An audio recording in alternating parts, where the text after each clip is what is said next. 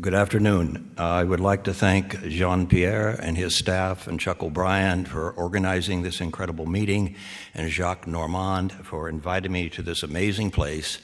And I look forward to returning in 2 years along with Mary Jean Creek. I've been working in Ukraine for the past 12 years, and it became quite evident early on that drug injectors, in particular HIV-infected drug injectors in that country, are stigmatized and marginalized, but worse, they're brutalized and treated inhumanely. As one user once asked me, "We're treated like animals. Isn't there something you can do?" And so I wrote a grant to study this phenomenon, and it was fortunately funded by NIDA, and today I will be presenting the results of that endeavor.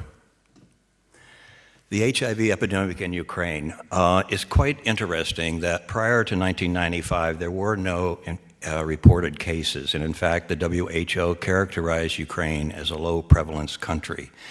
However, within the following year, all 25 regional capitals in the country had reported HIV, primarily fueled by injection drug use. In some cities, the rates of HIV rose from nearly 0 in 1994 to more than 50% 2 years later. Today, Ukraine is the most HIV-infected country in Europe and Central Asia, with an estimated 440,000 infected between the ages of 15 and 49, or 1.6% of the adult population. And I think these figures are a gross underrepresentation because few people have any incentive to get tested for HIV, since antiretroviral medications are very limited, particularly for injection drug users. Well, why? How did this epidemic start? I think there's two basic reasons. One, the social and economic disintegration that followed the collapse of the Soviet Union in 1991. With the withdrawal of the Soviet Union, police controls became ineffective, drugs became more readily available, and corruption uncontrolled. Indeed, the illicit economy took over in Ukraine. Locally produced opiates and amphetamines proliferated, registered drug users increased from 30,000 to 63,000, and again, I think this is an underestimate, between 1990 and 1996. I think the second reason for this explosive epidemic is the injection practices of the IDUs there. Opiates, which is liquid poppy straw, the people in my studies do not use heroin. Heroin is available, but only for the wealthy, and the street addicts we recruit report using liquid poppy straw. It's purchased one of two ways: from dealers who are typically injectors themselves, and obtained by extracting the solution from a common container with the user's needle and syringe, and front or back loading the solution into the user's syringe. The second way is through preloaded syringes, which are purchased from gypsies. The other drug of choice is pseudoephedrine, which is bought through pharmacies and is usually prepared by groups of users and drawn from shared drug mixing containers. There's also sharing dirty needles, cottons, and cookers, but I think the most obvious reason, I believe, for the infection spreading is use of a drug that's obtained through a common container. Well, given that that's how the epidemic started, why is it continuing to escalate? Slow. Okay. The stigma of drug use and HIV infection resulted not only in discrimination, but in the denial of critical services and outright brutality. I think that's one of the primary reasons why the epidemic is continuing to escalate. The result?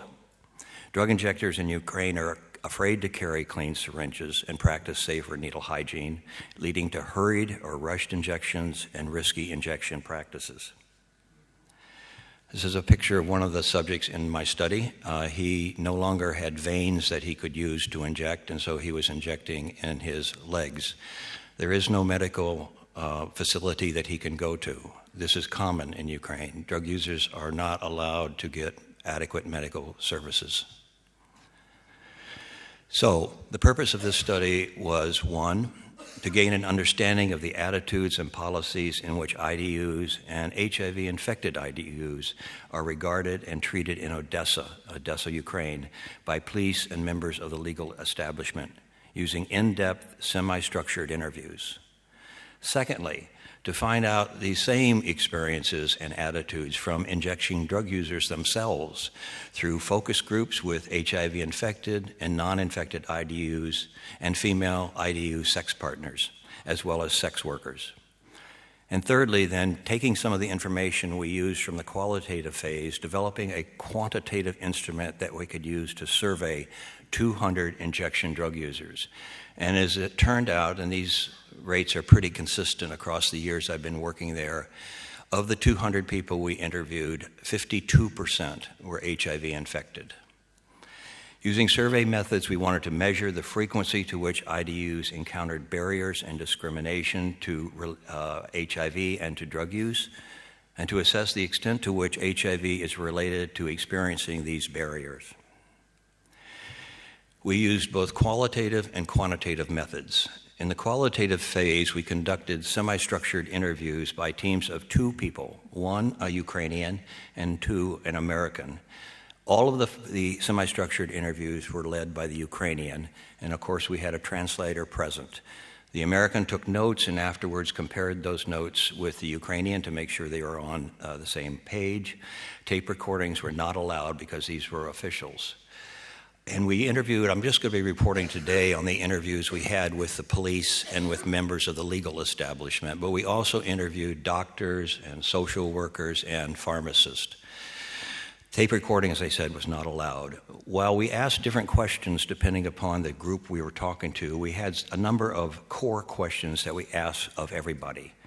Today, I'll be presenting the findings from 10 law enforcement officials. These are police officers, both street officers and officers higher up in the hierarchy, and findings from the legal establishment, including judges, prosecutors, and defense attorneys. It was fortunate that I was able to do this study in Odessa because the NGO director is also the vice chief of police. We conducted focus groups led by myself and my colleague Tom Brewster. These were tape recorded. We had a total of 42 participants, 7 HIV-infected women, 8 infected men, 7 negative women, 8 negative men, 6 couples, or there were 3 couples with 2 people obviously each, and female sex workers. What did we find? And these, I'm going to be reporting the core questions that we ask of everybody. What is your opinion about providing opiate substitution treatment to IDUs with HIV or at risk? The police. I do not sympathize with the drug user. Everyone can make a choice in their life to use or not use drugs. I had a choice to use marijuana, but I chose not to.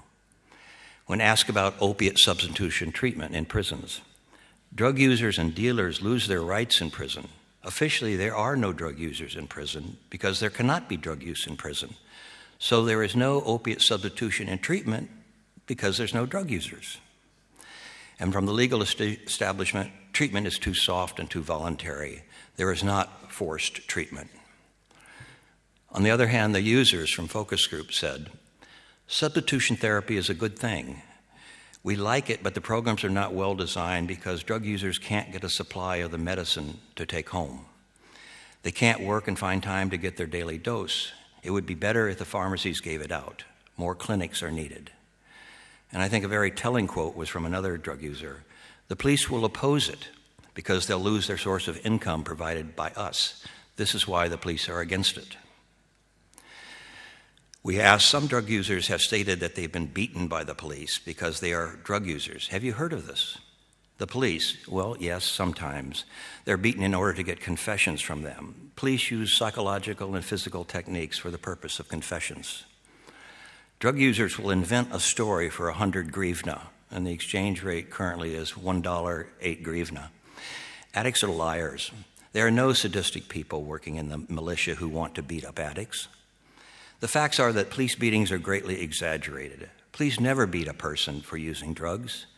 In the process of arresting a drug user, if they fight back or attempt to get away, the police will use force to hold them, and this may be interpreted as a beating. This quote is from a judge in Ukraine, and the judges in Ukraine are appointed for life. Also, to be a judge or to be a lawyer in Ukraine, you don't need to go to law school. This judge said, The police treat IDUs the same as everyone else, but they're hated a little bit more. IDUs exaggerate the level of police brutality. There are some arrest quotas, but there are limits on them. I've heard the police take money from IDUs and then return the drugs to the users for a price. The police who work in the Department of Illegal Drug Trafficking are often drug users and drug dealers themselves. Police do have a room where those who are apprehended are interrogated. IDUs don't have to be tortured. Just take their drugs from them and they'll confess. Police do use electrical shock and a gas mask and withhold air as a part of their interrogation tactics. From the users, yes, the police took my hands and taped them together.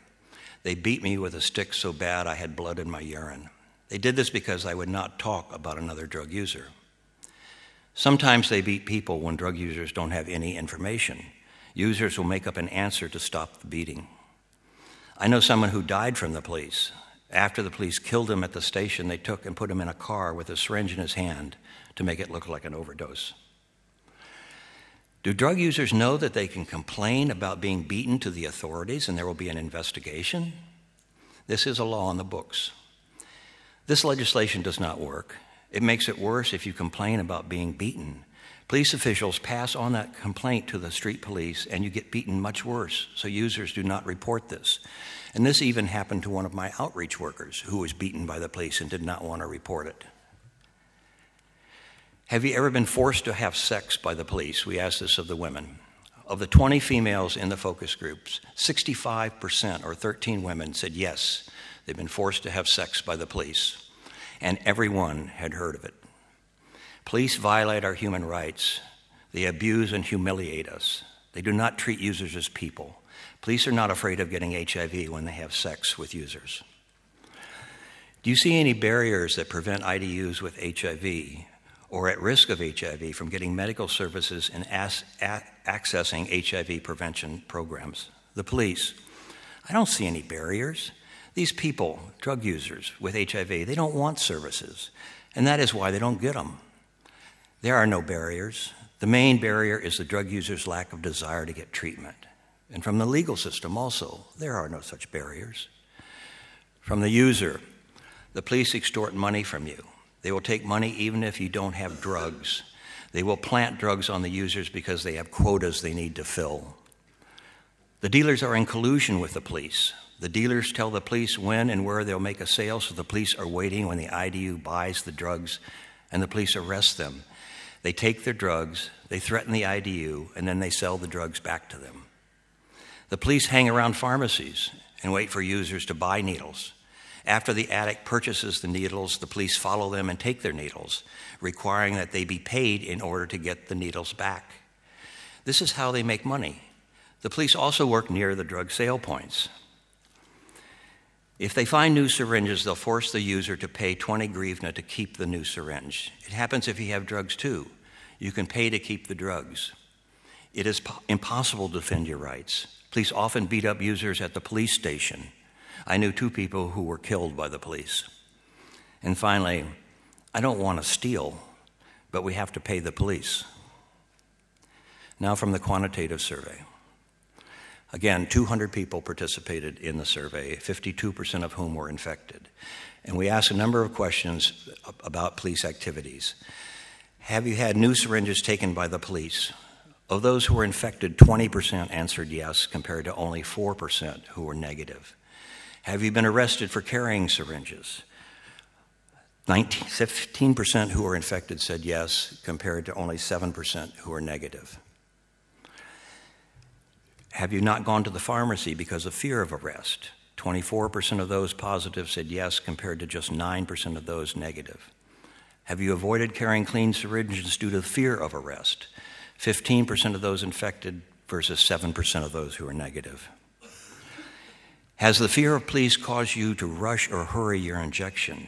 85%, nearly 9 out of 10 of those who were infected said yes, compared to just 22% who were negative. Have you had preloaded syringes taken from you by the police? 78% of the positives versus 51% of the negatives said yes. Have the police demanded money to buy back preloaded syringes? Of those who were infected, 41% said yes, compared to just 20% who were negative.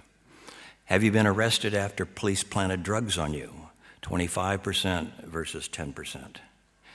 And finally, have you been beaten or tortured by the police? 32% of those infected said yes, compared to 13% who were HIV negative. And finally, we did a multiple logistic regression where we not only plugged in the police variables I just went through, but also risky drug injection practices, including using a dirty syringe without cleaning it, using preloaded syringes, using cotton cooker or water, using drugs drawn from a common container, the type of drugs injected, whether they're opiates or stimulants, along with demographics. And what came out in the multiple logistic regression, number one, have you ever rushed an injection due to police presence? The odds ratio was nearly 15. Those who were infected were 15 times more likely to say that they had rushed their injection due to the fear of police. And I want to say that early on when I was working in Ukraine, I was conducting a focus group, and they were describing all these high-risk behaviors. And I said, aren't you concerned about getting HIV? And they shook their head. They said, no. I said, well, then what is your biggest fear? Biggest fear is the police. Well, what's your second biggest fear? Withdrawal. The police and withdrawal are today. If I get HIV, I will live for a while. The second variable that plugged into the model was getting a drug from a preloaded syringe. The odds ratio was nearly 8. Working at least occasionally or seasonally, it was protective. They were less likely to be infected. And finally, front or back loading with a dealer was, the odds ratio was 4.4. In summary, clearly the drug-using practices of IDUs and Odessa contributes to their high rate of HIV infection, in particular using drugs drawn from a common container. However, the police enforcement practices are also responsible. 24% reported being beaten or tortured. 24% reported avoiding carrying clean syringes due to fear of the police. 17% avoided pharmacies to get clean syringes due to fear of the police. And 57%, over half, overall, rushed their injections due to the fear of police confiscating their needle and drugs. The risk environment drug users face in Ukraine must change if the epidemic is to be controlled. Thank you.